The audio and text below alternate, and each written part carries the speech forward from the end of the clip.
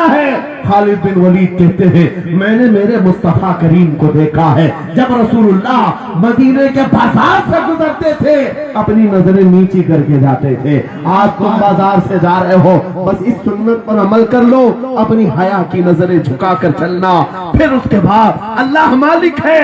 خالد بن ولید کے جوش اور ولولے سے بھری ہوئی یہ تقریر ایسی اثر کر گئی. وہ نوجوان ایک دو نہیں تھے, سینکڑوں کی تعداد میں تھے, سر جھکائے بازار سے ایسے چل رہے ہیں. تاریخ نگار کہتے ہیں وہ اس طرح سے چل رہے تھے کہ ان کے سروں پر انڈا بھی رکھ دیا جاتا تو نہیں گرتا, نہ ادھر ہلائے نہ ادھر ہلائے, نہ ادھر دیکھے نہ ادھر دیکھے, اور برابر اپنی نظریں زمین پر جھکائے ہوئے تیزی سے چلتے ہوئے اس قلعے کے پھاٹک تک پہنچ گئے. وہاں وہ پادری صاحب انتظار میں تھے, بھٹک گئے ہوں گے, عورتوں سے بھڑ گئے ہوں گے, دولت جمع کر رہے ہوں گے, مگر یہ دیوانے ٹھکراتے ہوئے ہر دولت اور عریانیت کو اس قلعے کے پھاٹک تک پہنچ گئے. پادری سامنے آیا, قلعے کی چابیاں وعدے کے مطابق خالد بن ولید کی گود میں ڈال دیا اور کہا ایک بات بتاؤ اے خالد, ایک بات تو بتاؤ, یہ جو تم نے جماعت, یہ جو تم نے لشکر جمع کیا ہے سپاہیوں کا, یہ انسان ہے یا فرشتے ہیں؟ ان کے دل ہے یا نہیں؟ ان کی خواہشات ہے یا نہیں؟ ان کے جسموں میں نفس ہے یا نہیں؟ ہم نے ملک کی سب سے خوبصورت ترین عورتوں کو کھڑا کر دیا تھا, دولت کو بچھا دیا تھا, ان میں سے ایک بھی اس کی طرف توجہ نہیں کیا. خالد بن ولید مسکرا کر جو جواب دیتے ہیں وہ ہمارا ایمان ہونا چاہیے. کیا جواب دیتے ہیں؟ فرماتے نادان اے عیسائی, ان آنکھوں کو تو خریدنے کی کوشش کر رہا تھا جن آنکھوں میں پہلے سے جمال مصطفیٰ بسا ہوا.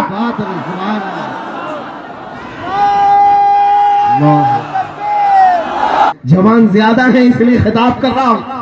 اس کا مطلب یہ نہیں ہے کہ بوڑھوں کے لیے کوئی نصیحتیں نہیں. انسان ہے, نفس ہے تو سب کے لیے, سب کے لیے. 3 جوان قید میں آ گئے. بادشاہ نے ان کو آفر دیا کہ میرے دین میں آ جاؤ, میں سپاہی بنا لوں گا, وزیر بنا لوں گا, مگر وہ رسول اللہ کے غلام تھے, میرے آقا کے شہدائی تھے. کہا اتنی آسانی میں تو ہم دین نہیں بیچ سکتے. توجہ ہے نوجوانوں, یہ سب تمہارے ساتھ ہو رہا ہے. دولت تمہیں دکھا کر, حسن تمہیں دکھا کر اگر دنیا خرید سکتی ہے تو لعنت ہے ایسے تمہاری زندگی پر. پھر وہ کیسا ایمان والا, کیسا مسلمان ہے جس نے اپنے نبی کی محبت کو ہلکی چیز میں بیچ دیا؟ اس کا کوئی تعلق نہیں ہے.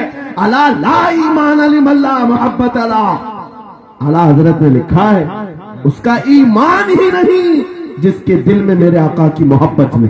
کیا بات ہے, اگر محبت ہے تو سودا نہیں کرو گے. 3 بھائی ایک بادشاہ کی قید میں آ گئے اور ان کو آفر دیا گیا دین بدل لو, ہمارے دین میں آ جاؤ, چھوڑ دیں گے. سخت تھے, جمے ہوئے تھے, ڈٹے ہوئے تھے. کہا نہیں. کہا جلاد کو بلاؤ, کوڑے مارو. کہا تیار ہیں. اتنے نہیں, بادشاہ اتنے غصے میں تھا, جلاد کو بلایا اور کہا ایک کڑھائی لاؤ, تیل ڈالو اور کھولاؤ. تیل ڈال کر کے کھولایا گیا. جب تیل کھولنے لگا ان تینوں میں سے بڑے بھائی کو اٹھا کر تیل میں ڈال, چلتے ہوئے تیل کے اندر جب اس نوجوان کو ڈالا گیا تو فوراً دم زدن میں روح نکل گئی, شہید ہو گئے. 2 بھائی دیکھ رہے ہیں, اپنے بڑے بھائی کی موت دیکھ رہے ہیں. یہ حالات آ گئے, یہ باتیں یاد رکھنا. تھوڑی دیر کے بعد بادشاہ نے دوسرے سے کہا اب بتاؤ تمہارا کیا ارادہ ہے؟ دوسرے نے کہا اب تو اور بھی تم نے سخت کر دیا امتحان, ہم تو اپنے نبی کو دھوکہ نہیں دے سکتے اور نہ ہی میرے شہید بھائی کو.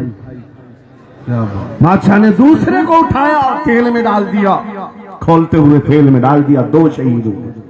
تیسرا جو تھا وہ 22 سال 25 سال کے بیچ کا تھا. یہ بھری جوانی ہے, انگارہ ہوتا ہے. ہر نوجوان کو یہ لگتا ہے کہ یہ دن ہمارے عیش کے ہیں. دنیا میں جہاں چمکتی ہوئی چیز کو دیکھتا ہے دل دے بیٹھتا ہے, ماں باپ سے بھاگ جاتا ہے, گھر بار کو چھوڑ دیتا ہے, اس کو ہر اچھی چیز بری لگنے لگ جاتی ہے. یہ عمر بڑی خطرناک منزل پہ آ جاتی ہے. اے نوجوانوں, جو اس عمر میں بچ گیا انشاءاللہ وہ آگے بھی بچ جائے گا, آگے بھی بچ جائے گا. 22 سال کا کڑیل جوان ہے, جس کے سامنے اس کے دو بھائیوں کو کھولتے ہوئے تیل میں ڈالا گیا، اس کی کیفیت کیا ہونا چاہیے؟ اب پوچھا گیا تمہارا کیا ارادہ ہے؟ کہا